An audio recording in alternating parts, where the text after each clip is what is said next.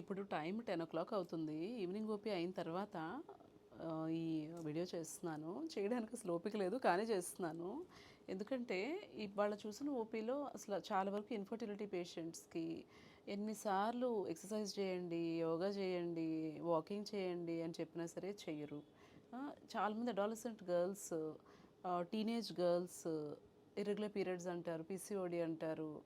యోగా చేస్తున్నావా, ఎక్సర్సైజ్ చేస్తున్నావా అంటే చెయ్యము. లైఫ్ స్టైల్ చేంజెస్ తాలూకా ఇంపార్టెన్స్ మీకు ఎందుకు అర్థం కావట్లేదో నాకు తెలియట్లేదు. ఎన్నిసార్లు చాలా వరకు హార్మోనల్ ఇష్యూస్కి లైఫ్ స్టైల్ చేంజెస్ మంచిగా చేసుకుంటే అది క్యూర్ అయిపోతాయి. ఇన్ఫర్టిలిటీ ప్రాబ్లంతో సఫర్ అవుతున్న వాళ్ళు, పీసీఓడి ఉన్నవాళ్ళు, వీళ్ళందరికీ కూడా రెగ్యులర్ ఎక్సర్సైజ్ అనేది చాలా హెల్ప్ చేస్తుంది.